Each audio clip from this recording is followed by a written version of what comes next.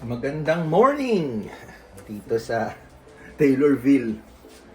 So, kaninang umaga, back to work na si Tins.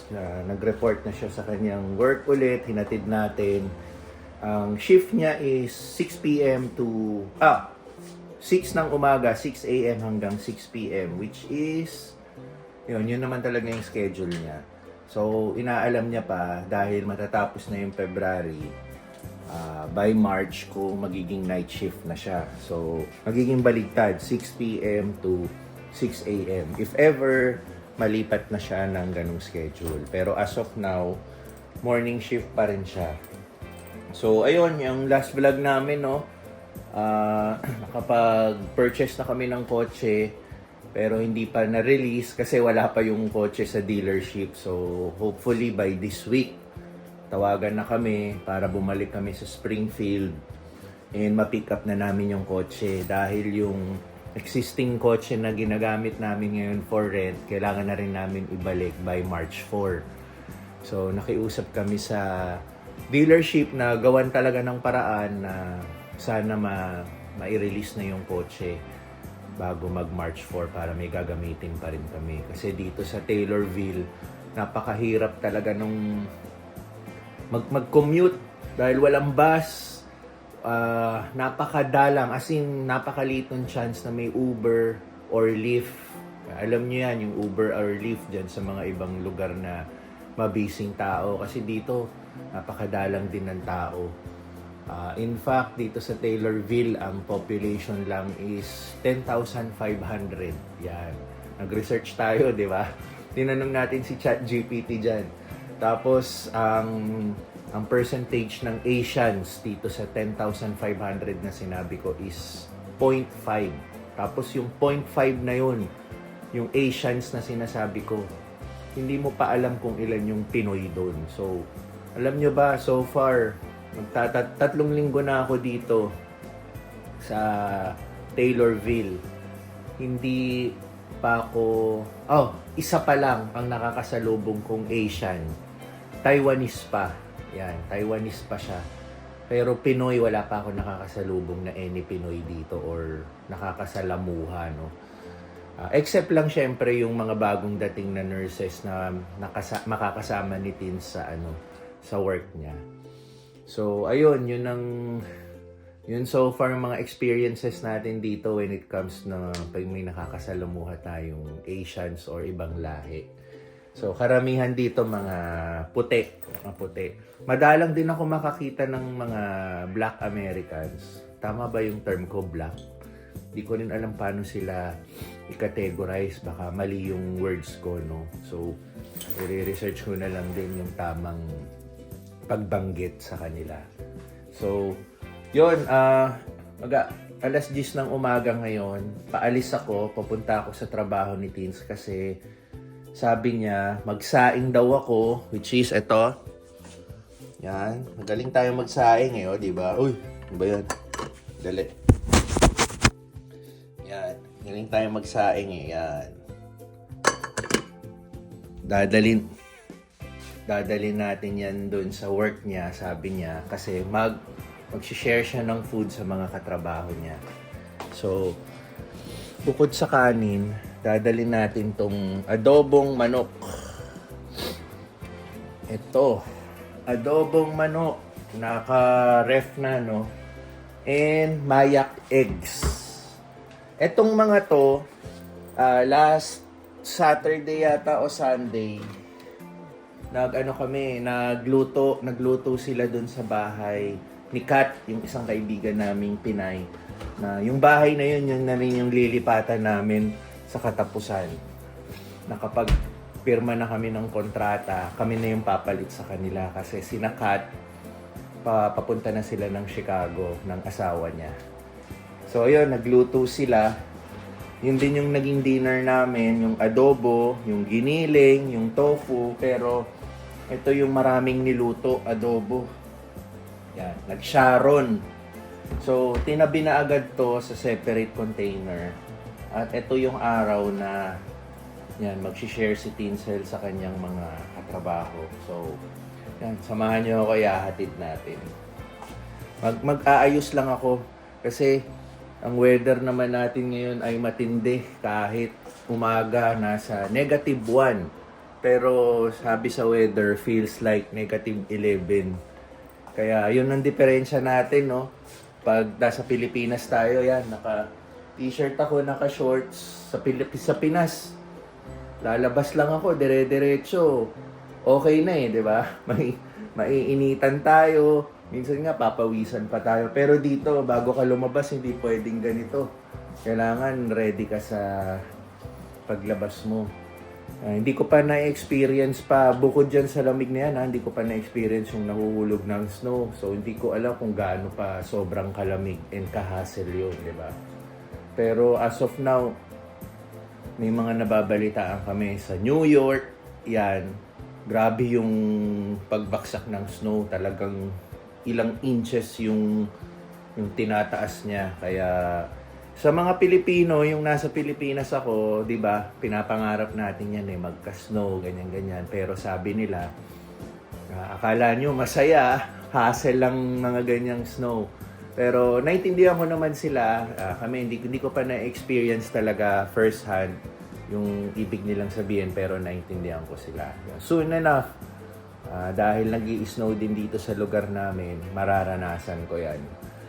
Doon natin malalaman talaga yung nararamdaman nila. So, ayun, for now, yun lang, dami ko nang sinabi, no? Mag-aayos lang muna ako,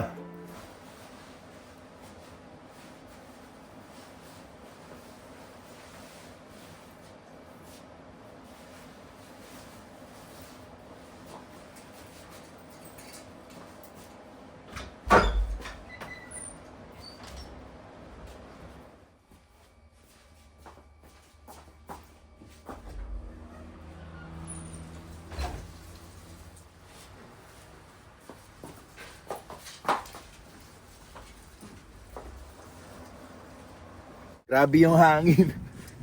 Sobra talaga. Kahit tong kotse, pag in-start mo, tapos bubuksan mo yung heater, ang una niyang ibubuga, napakalamig. Kasi nga, di ba yung lamig, bumuelo na sa makina siguro or sa ano ng aircon. Kaya, ang tagal bago lumabas yung heater. Ang kagandahan dito sa pinag-i-stay naming hotel, mga less than 2 minutes nandito na tayo sa trabaho ni Teens. Kaya itong dala nating bigas, yung bagong saing, mainit-init pa. So fresh na fresh nilang makakain. Tapos may microwave naman doon, galing ref kasi itong mayak eggs and adobo. Yun, anong tawag doon? Initin na lang nila doon. So speaking of hotel stay namin, hanggang 26 na lang kami dyan. So may gap pang 2 araw, no? Kasi sa February 28 pa yung lipat namin sa bahay. So yung 2 days na gap na yon, makikistay muna kami sa kaibigan naming bagong nurse na dating na Pinay na kasamahan ni Teens. Nag-usap-usap na kami, nag-offer naman sila. So okay naman. Nag-offer sila na magstay kami. So ang nangyari kasi, 2 hotel rooms yon dahil 2 silang Pinay, no? So magsasama na lang muna sila sa isang room, tapos magkakaroon ng bakante yung isang room, doon muna kami ni Teens for 2 days. Kukup-kupin muna nila kami for 2 days para makatipid din kami sa gastos, kasi ang hotel stay dito is $100 din dito sa Super 8. So nakaligtas kami ng $200. Yan. So ayun, nandito na agad tayo sa trabaho ni Teens. Hahatid na lang natin tong pagkain sa office niya. Ayun.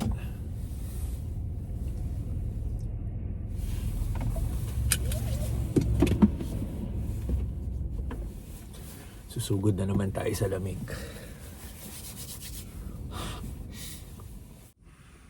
So, ayan yung pinag-work ni Teens. Ang tawag, Taylorville Skilled Nursing and Rehab. Ito siya. So, dito tayo papasok. Sugod mga kapatid. So, isa-isa lang tayo para tayo dalhin lahat sabay-sabay. matindi ang lamig. So unahin natin tong rice cooker para ma-preserve pa yung init.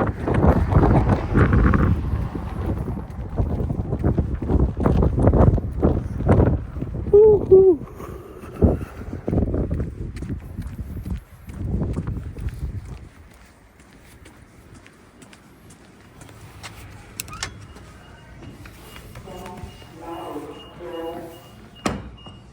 I'll put it here. Kunin ko na yung isa. So bye-bye na muna. Dalawa kasi yun. Hindi ko kayang dalhin ng hawak ko tong camera.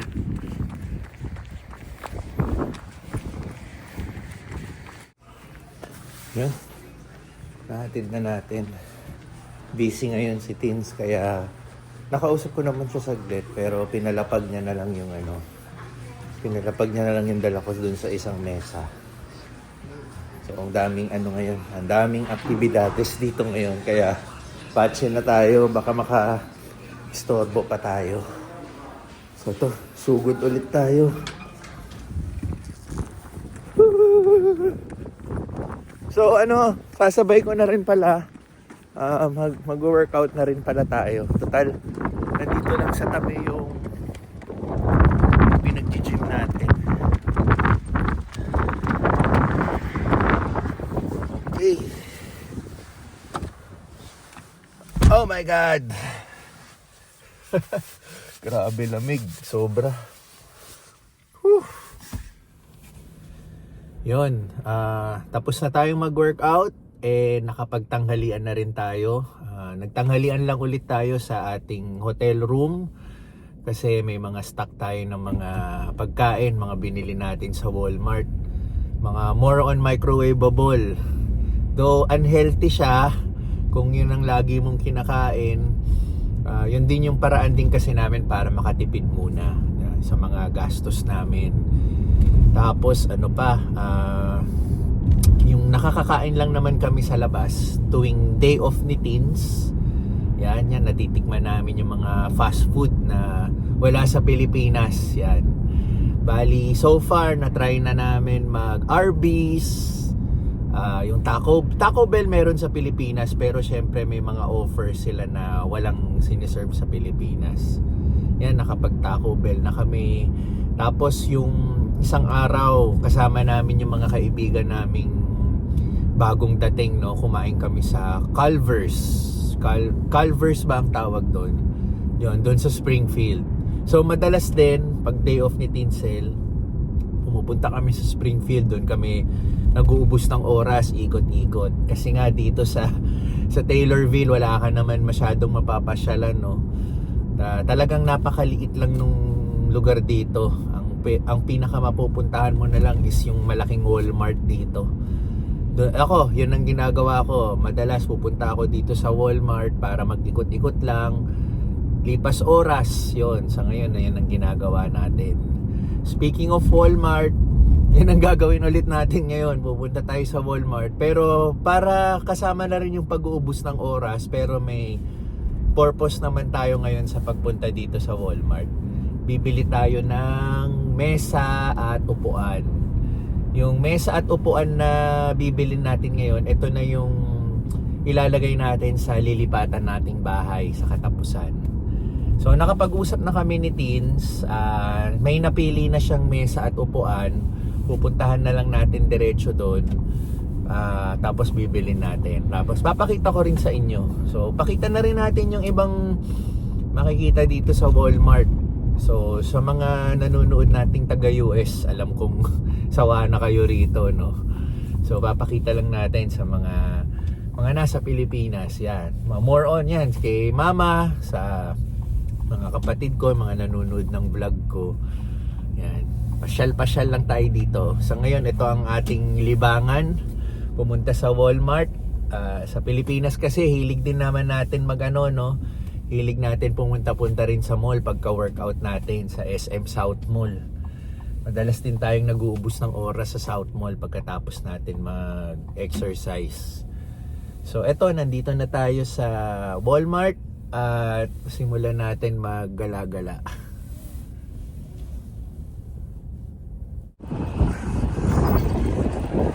Ito ang Walmart dito sa Taylorville. Doon sa kabilang dulo. Ang weather natin as of now is 6 degrees.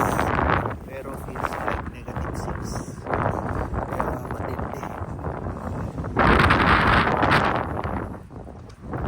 So ginagawa ko, pagpapasok tayo dito sa Walmart, may bubulagasa yung heater. Papa-warm muna tayo dahil matindi yung lamig sa ano. Ito siya. Yan. Tatapat muna tayo. Tapos pag okay na, pwede na tayo mag-ikot sa loob kasi yung sa loob medyo malamig din. Parang naka-aircon din. Kaya kailangan pa-condition muna tayo. Hindi pa talaga tayo sanay sa lamig. Wala tayong magawang sinuntal sa top. Yan.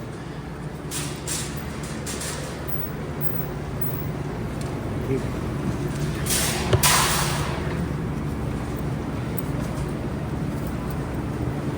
Kasi dito sa Walmart may wipes sila yan.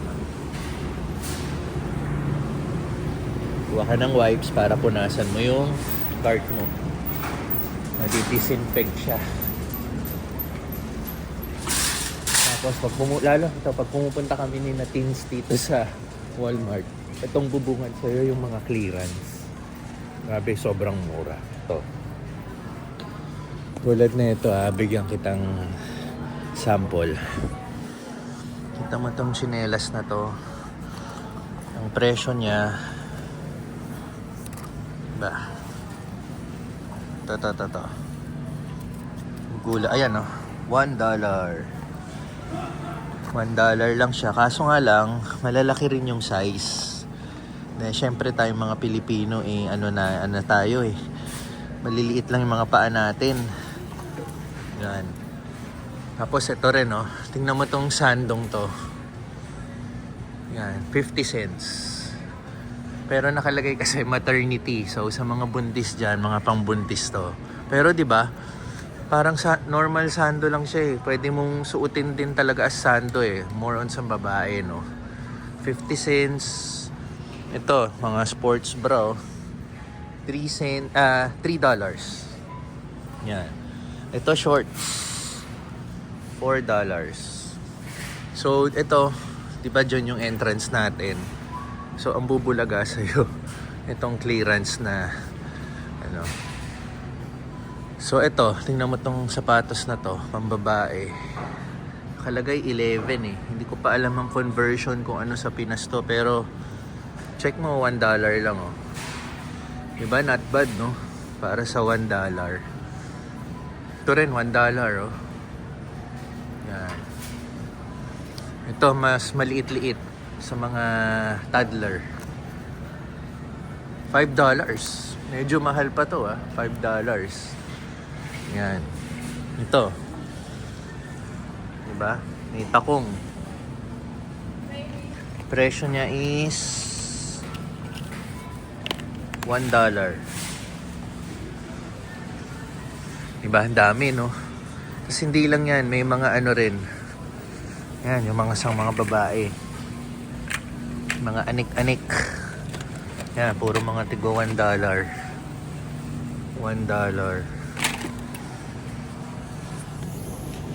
Diba? Bago ka pa nga pumasok sa pinaka Walmart, mapapatingin ka na dyan eh. Bibili-bili ka. So, ito naman, dito tayo sa mga prutas.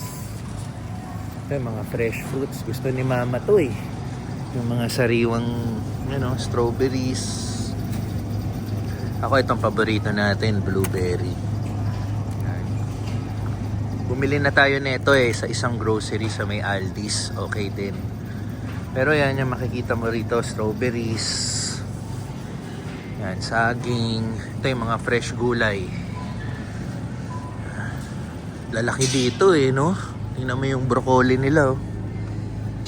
Yan, sobra, no? Sa Pinas, more on ito eh. Ito na yung pinakamalaki sa Pinas eh. Parang ganito. Kumpara mo dyan, di ba? Tapos tingnan mo yung mga bell pepper nila, di ba? Talagang malulupit na bell pepper eh. Ito. Ito yung mga bell pepper sa Pinas. Ganito kalalaki. Kumpara mo dito. Ito sobresh. Yan, mga gulay. Tas mga, yan, tingnan mo yung mga carrots. So, bulto-bulto. Yan. Tapos ano rin pala dito, sa Taylorville, wala kaming Costco. Yan, tulad mga iba sa mga ibang lugar, may mga Costco. Yun, talaga, marami rin mga mabibili ron. So, ito, nandito lang tayo sa fruits and vegetable section. Konting ikot lang tayo, tapos bibili na natin yung tables and chairs kasi napuntahan na namin ni Tinsto nung isang araw. Meron na siyang nagustuhan. So, kukunin na lang natin. So, mamaya papakita natin. Ito pala yung mga madalas namin bilan, yung mga microwavable. Pakita ko sa'yo. Mga frozen. Tapos yung mga microwave mo na lang. Yung iba, natikman namin, hindi ganun kasarap. Pero meron ding okay. Sobrang swak sa lasa. So, dali, may titingin na customer na harangan natin. Ito, nasubukan na namin to. General Cho and Crispy Honey. So, ima-microwave mo lang siya. Ulat na itong General Cho. Ma-microwave mo lang siya.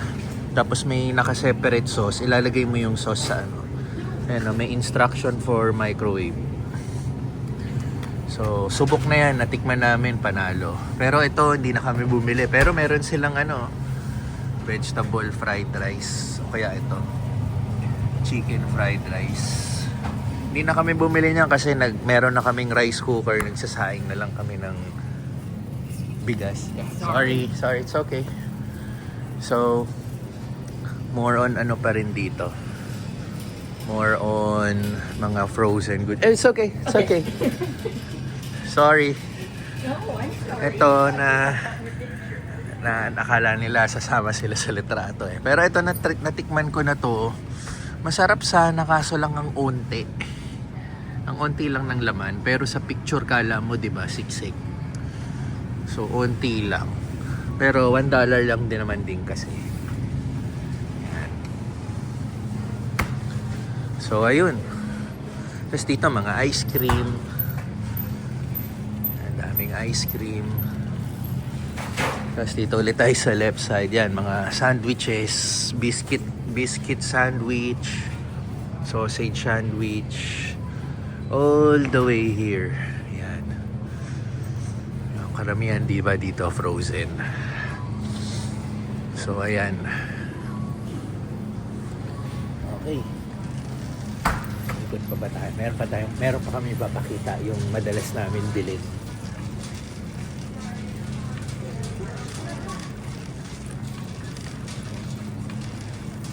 Ito, hindi pa namin natatry ito. Yung mga pizza.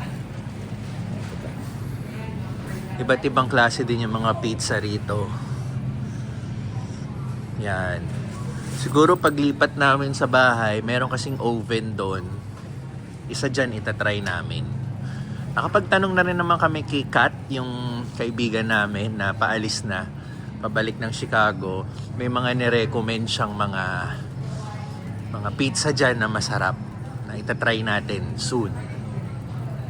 Tapos dito mga chicken nuggets, chicken fingers, ba't iba. So yan.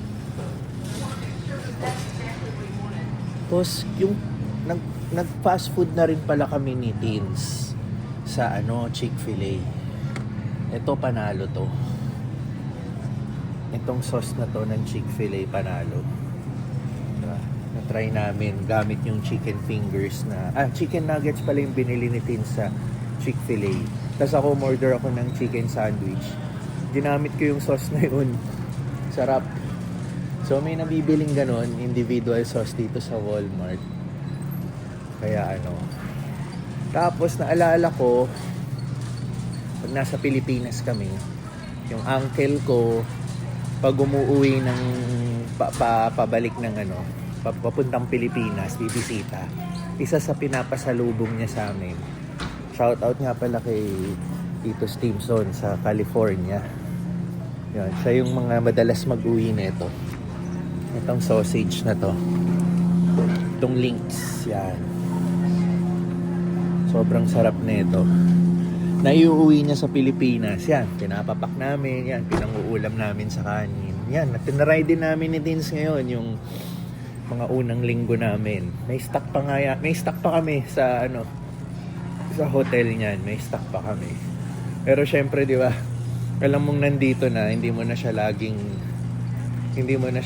bibilin kasi nandyan lang siya sa Walmart. Tapos ito naman, so may mga ibang sections naman dito, typical grocery, no, biscuit, chips. So may nagustuhan naman din kaming chocolate drink, masarap. Ito siya, yan. Itong $2.86. Para siyang yung sa Wendy's, yung Frosty, pero in the form of chocolate milk drink. Katabi niya yung mga gatas. Yan. Mga gatas. Pero ito, chocolate milk drink. Okay din yan. Tapos dito na rin kami bumibili ng itlog. Yan. Dami ko nung pinakita yung mga typical binibili namin. Ito pala, itong section dito kasi yung mga frozen. Pero may hinarang silang mga cart dito na puro mga tinapay. Kasi ito na yung mga murang presyo. Tulad nito, 81 cents. Kasi malapit na siya mag-expire yan. February 24. Ano na ngayon eh? Ano ba date ngayon? February 24 na pala ngayon. So mag-expire na to today. So pwede mo siyang bilhin 81 cents na lang. Hanggang ngayon na lang din, $1.99 na lang.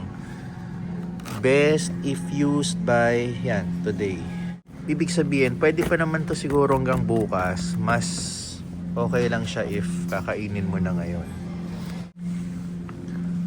Diba? Sarap, no? Halos $3 na lang. Yung mga regular price niyan, syempre mas angat. Ito, mga cookies, $1.46. Yan. Parang halos talagang baksak presyo na kasi ayun, mag-expire na. Or hindi na siya ganun yung quality niya. Yan, mga mahilig sa pets dyan. Yan ang mga price nila, no? Isang sako nitong dog chow, $25.97. Yan. So 1, 2, 3 hanggang dun. Magsawa ka. Kasi dito rin sa Amerika, di ba? Yung mga alagang pets dito, parang tao rin. Pag may mga napapanood ako, pag naiwan mo yung alaga mo sa kotse, mainit ang panahon, pwede ka yatang kasuhan dun, di ba? Kasi parang nag-iwan ka rin ng bata sa kotse na pwedeng ma-suffocate or maano sa init. Kaya yun, talagang ang mga alaga rito hindi basta-basta. Kaya bago ka mag-alaga rito, talagang alam mo yung mga responsibility. Ganun din naman sa Pinas eh. Ang problema lang sa atin sa Pinas, mag-aalaga ka ng aso, kaso lang pag napabayaan na, minsan nagiging asong gala na. Daming ganong kaso eh, di ba? So okay, lakad lang tayo ng lakad dito may section din ng mga damit. Pansin namin pag medyo tapos na yung season niya, yung mga klaseng damit, nagiging clearance sale na rin, nagiging $1 na rin. So maraming ganun dito based sa na-observe namin. Okay, nandito na tayo sa pakay natin. Ito yung mga plano namin kunin, which is kukunin na nga natin ngayon itong mga steel chairs na to sa aming dining table. At ito medyo malaki to eh. Maliit lang kasi yung bahay, kaya ito yung swak sa amin. Pero kukuha kami nito ng dalawa. Para may backup kami. Just in case may bisita, at least pwede natin ipagdikit. So kukuha tayo nito ng dalawa. At total 3 kami ni Teens at Pixar. Plus kung may bisita nga, idodoble na rin natin. So 3 at 3, 6 kukuha tayo nito. So ang presyo is nasa $16 din. Tapos ito, nasa $39. Yan. Ini-estimate ko na kasi cents na lang eh. So, yan muna ang mga kukunin natin today. Dito, ito yung lane ng mga kung ano-anong pwede nating bilhin sa bahay. Tulad yan, may sofa, may mga unan, tapos dito yung mga kortina, yan doon. Tapos doon, relo. Yan. Kailangan rin pala natin bumili ng relos, no? Para meron din naman sa bahay. So, ayun. Check natin.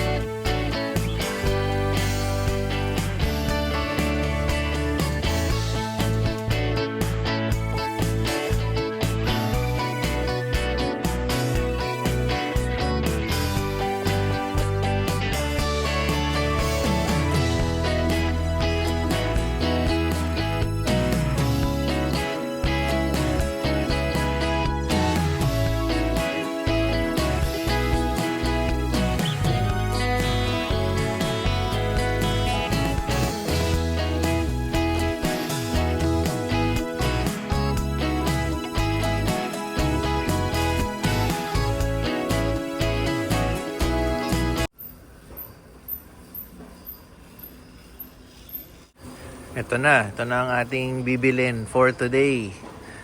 Pero yan, nandito tayo sa may katabi na lang yung mga electronics and photos. So, soon, nagbabalak din ako bumili ng TV. Yan, may mga TV dito, pero wag muna ngayon, di pa naman talaga kailangan, no? Pero sabi nila, pag mga Black Friday sale, which is sa Thanksgiving pa yun, ewan natin kung kaya natin antayin yun. Kasi sobrang baksak presyo pag ganun. Ito naman, mga gamit sa kotse, no? Mga langis. Yan. Ito ang mga kailangan ko, yung mga juicer. Itong mga ginagamit natin sa Pilipinas pag nagpapaka-healthy tayo. So, ito $92. So, Hamilton. Ano ba magandang brand? Ito medyo mahal, 119. Pero mas malaki yata ito. Yun. For sure bibili tayong ito one of these days or kahit next month. Hindi naman tayo nagmamadali. Pero sobrang mapapakinabangan ko yung mga ganito. Yan, ito kasi mga blender na to eh, no? Kailangan ko talaga yung pwede ang gulay at prutas. Mukhang ito na nga yun. Or ito.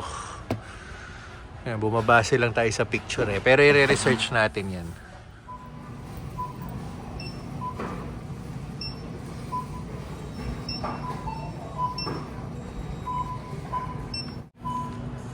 Total, $189. 6 na upuan, 2 table. Hindi ako marunong ng iniscan ko pa isa-isa. Wala akong matawagan para humingi ng tulong. Di ba usually pag iniscan mo yung chair, lalagay mo 6 para isang scanan na lang. Pero okay lang. Ginamit naman natin yung parang baril nila eh. So Sugod na naman tayo sa lamig.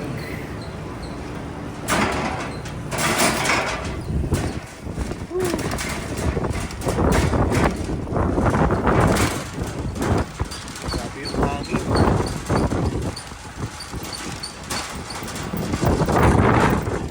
Lumalaban yung hangin sa ano eh. Sa tinutulak kong part eh.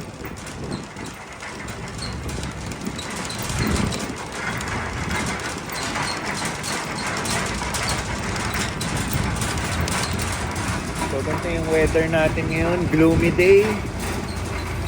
At ubod ng lamig.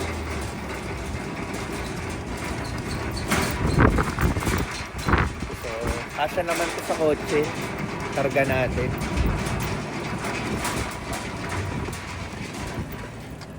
Tabi natin. Baka hanginin yung car. Tumama pa sa kotse. Magbayad pa tayo.